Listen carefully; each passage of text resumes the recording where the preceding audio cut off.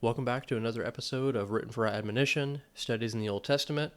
And like we talked about last week, we are now picking up in our discussion about the perspectives on God we learned from the Old Testament, specifically honing in on his furious wrath. Now, you might be able to tell from my tone that this is not always a fun conversation. This is a very common point for people to get discouraged about the Scripture. I put it that way. There's different ways that I could word it, but I'm going to stick with that because that's really what it comes down to for a lot of people. And I think the reason for that is that we think about wrath, we think about anger, we think about the various forms and words that we use to describe that emotion. We don't really think of it as positive. We don't really see a lot of good that comes from furious wrath, anger, frustration, what have you. It usually causes more problems than it solves. We understand that dangerous wrath is what causes people to become violent, to harm other people, especially the innocent. We don't like that. That's horrible before God. That's horrible in our sight. We don't like it when people get that way. We think about how wrath can tear families apart and it can ruin jobs. It can cause all kinds of problems at different levels of society. We don't think of anger as a positive thing. But in the Old Testament, we find that God is frequently wrathful toward Israel. And not just Israel, but toward other nations for that matter. And so when we think about how we view wrath and we view anger, and then we come into the Old Testament and we're reading about God's anger, we bring in that association of negativity with wrath toward how we interpret the text of the Old Testament when it talks about his anger. Because we understand that his wrath is what led God to judge his people for their sins. We understand that from just reading these passages and having a cursory understanding of them. But that might cause a question to arise in our mind, as it does for many people. How could a loving and merciful God be filled with anger? How is it possible that love, mercy, and anger can coexist, in other words? Because if you think about common experience, again, thinking about human beings, we think about love and mercy, those can coexist. But we don't really think of anger being anywhere close to those. Because if I'm angry, I'm not going to be apt to show much love, nor am I really going to be apt to show much mercy. I mean, that's just the truth of human existence. That's true across the board. These things seem to be exclusive, so you can only have one or the other. It really can't be both. And that sounds reasonable at first when you kind of ask the question that way of how could a loving, merciful God be filled with anger? But I believe that actually misses the point of his anger altogether. That it really is missing a lot of key points and details that would maybe explain that to us to where that question wouldn't really make as much sense anymore. So at the first, it might sound reasonable, but the reality is it's just completely misunderstanding what this is showing us about God. This statement I have here in our slideshow about God's anger being an extension of his love for his people, that probably sounds wrong at first. And you might scratch your head and think, I mean, again, how is it possible that anger and love are coexisting? And how is it that love leads to anger?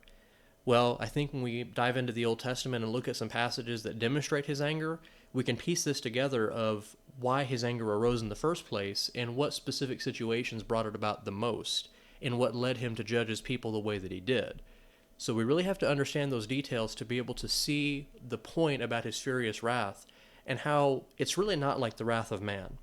And so we've got to be able to make that separation in our minds that the wrath of God and the wrath of man are fundamentally different. And when God is angry and wrathful, it is not taking place in the same setting or the same situation it does for human beings. And I think that's going to help us to understand and move beyond a question like we mentioned about how could a loving and merciful God be filled with anger. But we do have to ask another question to that point to really be able to wrap our minds around this and reason through it. We've got to ask the question of how is it and why is it that God became so angry with Israel? So to that end, let's go ahead and look at our next slide here. And we want to find out a key detail about his wrath is that it was always provoked.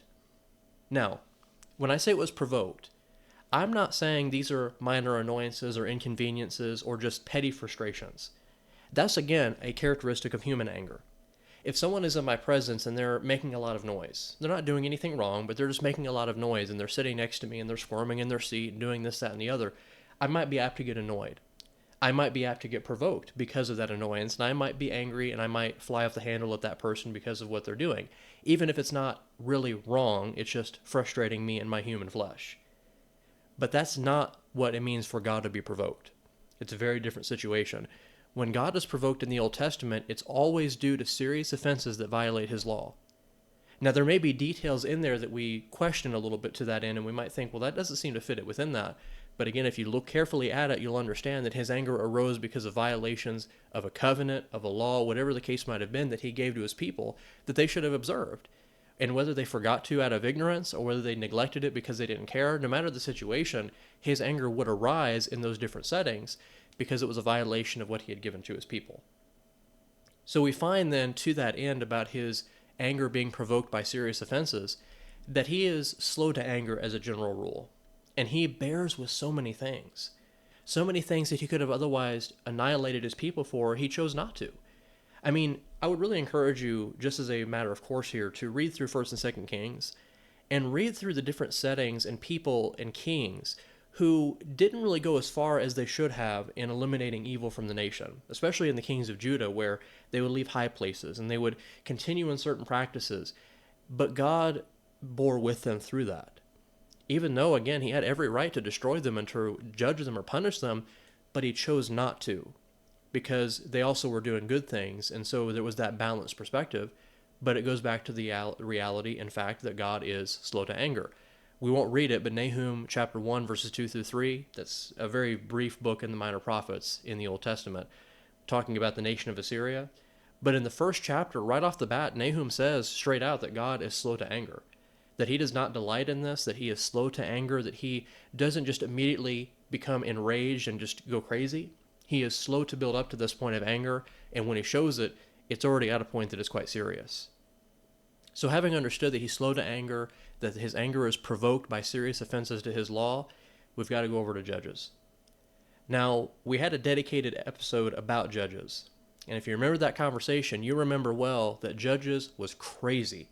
I mean, that book is filled to the brim with a lot of crazy situations, things that never should have happened in a million years in Israel, but they did. But I think that actually, in its own way, shows us the mercy of God and the love of God, while at the same time showing us his anger. But it all fits in together. They all coexist. It's not as though there's contradictions here. So let's go back to Judges chapter 2 together here. And let's look at verses 11 through 15 specifically.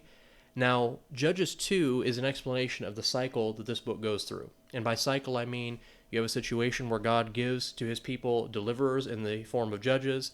They defeat the enemies of God. The people go back to idolatry. The enemies overtake them. Another judge comes along, and it just goes on like that throughout the entire book.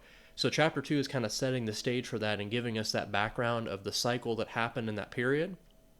But it's also going to explain to us why God became angry and why he did what he did. So let's start the reading in Judges 2 and verse 11 and read down to verse 15. Then the children of Israel did evil in the sight of the Lord and served the Baals. And they forsook the Lord God of their fathers, who had brought them out of the land of Egypt, and they followed other gods from among the gods of the people who were all around them, and they bowed down to them, and they provoked the Lord to anger. They forsook the Lord and served Baal and the Ashtoreths. And the anger of the Lord was hot against Israel. So he delivered them into the hands of plunderers who despoiled them, and he sold them into the hands of their enemies all around, so that they could no longer stand before their enemies. Wherever they went out, the hand of the Lord was against them for calamity, as the Lord had said, and as the Lord had sworn to them, and they were greatly distressed. So let's take a step back. So what we just read there is part of this cycle in Judges. We didn't read the whole thing, but it's just part of the cycle. But notice what happens in verses 11 through 12 here. What did the children of Israel do? They did evil in the sight of the Lord and served the Baals. Now, Baal is not a king, but is a false god. In their culture and their setting, he was a fertility god, the god of the storms. So you worship Baal to have a good crop. That's the way they thought about it. So they have done evil in the sight of the Lord. They have abandoned him to serve a false god. They have forsaken the Lord God of their fathers, and they are just adopting all the gods of the people around them. Notice at the end of verse 12 what happens. They provoke the Lord to anger. They provoke the Lord to anger. The Lord was not angry with them otherwise. It's not as though he looked at them and saw them maybe settling in a city he didn't like and thought, man, I can't believe these people. That might have happened in certain situations, but I'm just using that as an illustration to help us understand it wasn't over something that to us seems like nothing. This is a big deal. I mean, God was clear in the Ten Commandments right off the bat back in Exodus 20 when the law is first being given to the people of Israel. Right off the bat, what is one of the first commandments? You shall not have other gods before me. You shall not serve or make any sort of idol. What are they doing here? Violating those commandments. And so it's no wonder that he becomes angry with them. And to add to that point, he told them in his law that if they were to do this, he would become angry. So there was no surprises. His expectation from the beginning was clear. And he told them, if you continue in my service and you do the things I tell you to do, everything will be fine. I will give you everything you need. There will be no need for you to worry about what's going on around you. I'll take care of you. But if you forsake me, then there's going to be some problems. And that's what you're seeing represented here. Notice verses 13 through 14, another coupling here. They forsook the Lord, talking about Israel, and served Baal and the Ashtoreths. What happens in verse 14? The anger of the Lord was hot against Israel, and then he judges them. His hand is against them in verse 15 because they were doing things wrong, because they were serving idols and turning away from him. Notice what it says in verse 15. The hand of the Lord was against them for calamity, as the Lord had said and as the Lord had sworn to them. Taking us all the way back to the book of Deuteronomy with the promised curses for disobedience. This was not a mystery, or at least it shouldn't have been a mystery. This was something they should have understood from the outset, that when you abandon God, these are the consequences. The expectation was clear. This is far from the anger of man. The anger of man is often explosive, it's unpredictable, it's very easy to provoke for no reason. It just kind of comes out of people sometimes. That is not this. This is anger that is provoked after a long period of time where God has shown them mercy and been patient with them and tried to help them come back, and they have persisted in an evil way of life. That is why his anger was hot against them. This did not arise out of malice or any form of pettiness. It arose because he saw his people doing evil, abandoning his covenant, and they had to be punished and disciplined to come back to him. That's precisely why we connect love and anger together when we talk about God, because we understand if he didn't care about his people or what they were doing, why would he become angry?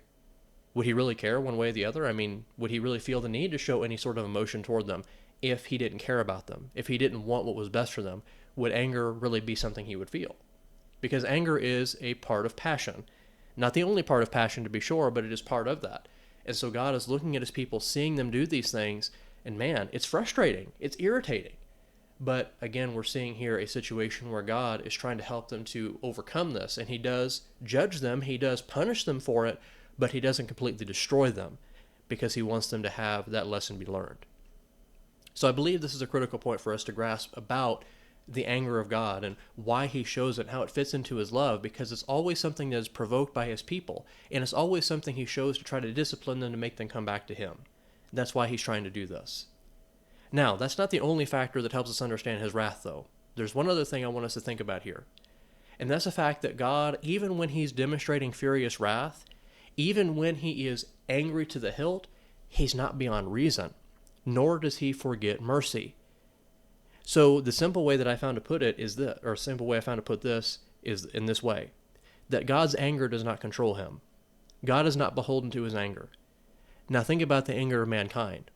If you become angry and you get stirred up enough, you kind of lose a sense of reason.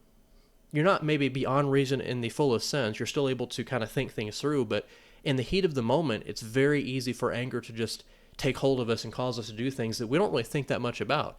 It's not that we can't control it, so I don't want to make it sound like that, but I'm just saying that in common experience, anger really is overwhelming. We don't really know how to handle it.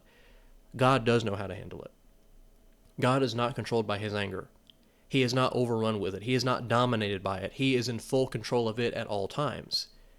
And so there's one incident, or actually two, that we're going to look at here, but we'll look at this first one here in Exodus chapter 32. And this one, again, is probably going to be familiar to us, but I want you to think about something that you may not have considered before about this. Because Exodus 32, there's a lot of conversations that happen about how the Lord wants to destroy Israel and make of Moses a great nation. There's a lot that's talked about there, but there's a detail I want you to notice that we're going to highlight after we read this text. So I'm here in Exodus chapter 32, and I'm going to start the reading in verse 7. Let's just read on down to verse 10 together. And the Lord said to Moses, "Go, get down, for your people whom you brought out of the land of Egypt have corrupted themselves. They have turned aside quickly out of the way which I commanded them. They have made themselves a molded calf, and worshipped it and sacrificed to it, and said, 'This is your God, O Israel, that brought you out of the land of Egypt.' And the Lord said to Moses, 'I have seen this people, and indeed it is a stiff-necked people. Now therefore, let me alone, that my wrath may burn hot against them, and I may consume them, and I will make of you a great nation.'" Now, Moses pleads with God after this. So he pleads with God to not wipe out his people, Israel. He begs him to have mercy on them. Notice verse 14 down here. So the Lord relented from the harm which he said he would do to his people. Now, in the heat of the moment, as a general rule, like I said, with anger, people will not relent from the harm they plan to do. When they're angry enough, when they're frustrated enough, boy, they're going to see through the anger that they feel. They're not going to hold back. Even if people beg and plead with them to stop, they're not going to, in most cases. Not saying every case, but again, just common experience. Notice what happens here. God's anger and wrath is burning hot against Israel because of their idolatry. He sees what they're doing. He is intent to destroy them. Moses pleads with him, and God relents. There's so much we could talk about to that end, but that is telling about his anger. That goes to show right there his anger is not out of control. It is not reckless. It is very purposeful. And he is very willing and eager to turn away from that anger. That's another characteristic of human anger. For someone to come down from their anger and frustration, it takes them some time. I mean, it really does. They have to really be intentional about coming off of that angry ledge and coming back down to reality. You see with God here in verse 14, he relents from the harm, nothing more said about it. His wrath was burning hot up in verse 10. Then by the time we get to verse 14, he relents from the harm. So you're seeing there, once again, full control and mastery over anger, rather than it being something that dominates God. There's another situation that we'll go ahead and just turn to now, and we'll talk about it here in 2 Samuel chapter 24. And this is verses 10 through about verse 16 here. Now, a lot could be said about this passage, and we simply don't have the time to get into it, but we'll just summarize what happens. King David, toward the end of his reign, maybe about the middle part, we're not really sure, he goes out and numbers the people. But not just the people, but the army specifically. So he wants to know how many fighting troops that he has, and it seems that there's a bit of a pride element to what David does. So what he does is wrong. It was not God's intent. It was seemingly Satan's temptation that put this in his way. So David does this, and verse 10 is going to tell us his heart condemns him, and he has to face punishment for it. But it's in the midst of this punishment and God's anger that we're going to find another key element about his anger that we really need to make sure we understand.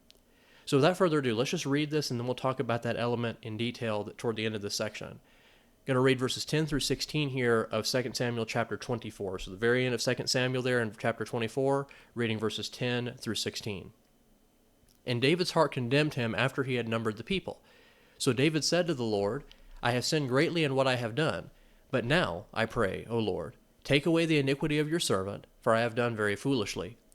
Now when David arose in the morning, the word of the Lord came to the prophet Gad, David's seer, saying, Go and tell David, Thus says the Lord, I offer you 3 things.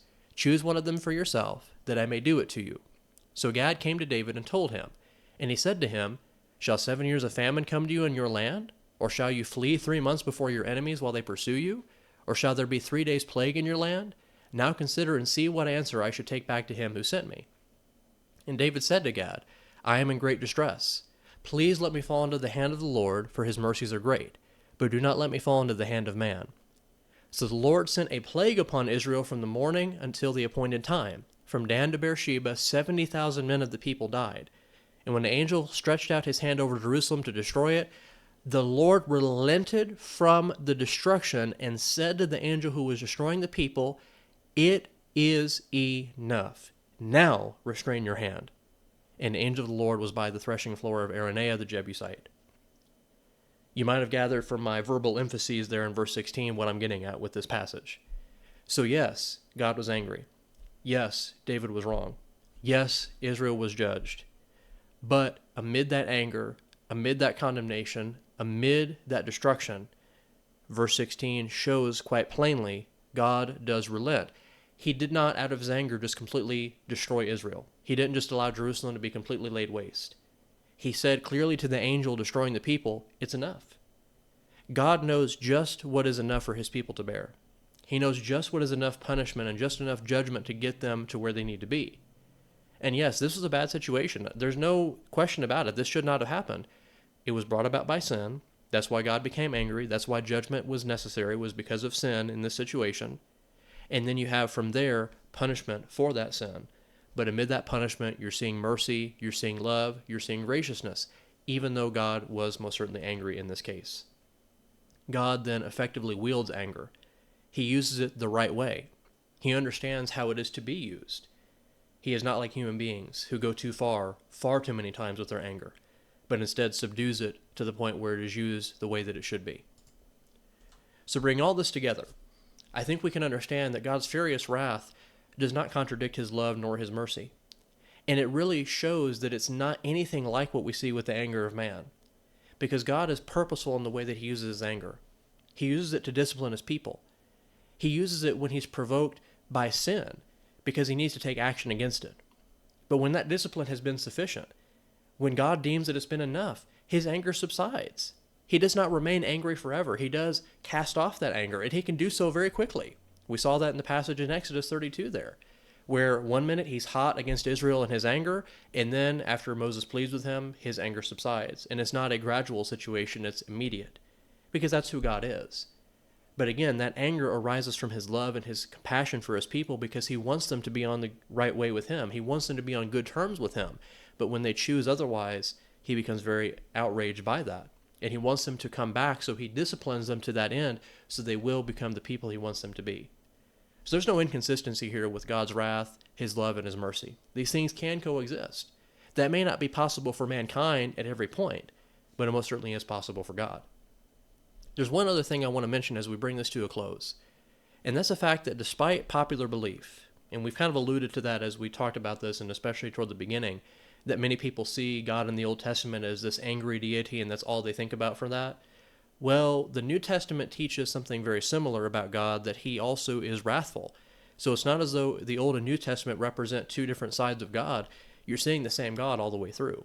And I think that's an important detail for us to take away from this, because we need to understand it's not as though God's anger has subsided now. It's not as though he just doesn't care now. He still does. He still becomes angry. There's no question about that. Now, how he addresses it and deals with it may be different, but you understand that he is still going to be angry. And Romans 11 and verse 22 is what teaches us that. It tells us in plain detail to consider both the goodness and the severity of God. The goodness and the severity of God. And we need to take heed to that for ourselves. To take it seriously and strive to be people who do not provoke God to wrath by the way that we choose to live. Who do not forsake his commandments and his ways, or choose to go in a direction that dishonors him. We don't want to provoke him to anger that way. We don't want to be putting ourselves nor him in that position. We want to abide in his mercy and his love, and to understand what he wants us to do. And even when we do go in ways that we should not, we have to understand that God will discipline us. He will do his best to bring us back. And that's something that should cause us to be comforted and relieved, not frustrated and disappointed. Because God cares so much about us that he would want to help us to return to him. He would not just let us go off on our own and be destroyed and suffer the consequences. He wants us to return to him and be faithful. He did for people in the Old Testament with the Israelites. He does so now for us. How it looks may be different than it was then. It may be a little bit less clear to us at times, but nevertheless, it is God's furious wrath, rather than showing he is not loving and merciful, is actually the very thing that really demonstrates it most of all. There's so much more we could say about this. I think we've already said quite a bit about it, though. We may revisit this down the road. But hopefully this has helped you understand more about how the Old Testament presents God and his wrath, and what it means for us today, and what it meant for them in those days. And I hope it's enlightened you about what this means, so that way you can see how his anger, his mercy, and his love all really fit together, and how they're not meant to be at odds with each other. We're going to pause there for right now. We'll pick up in our next discussion talking about more perspectives on God, specifically about holiness, and we'll continue in these conversations learning about who God is from the Old Testament. Thank you.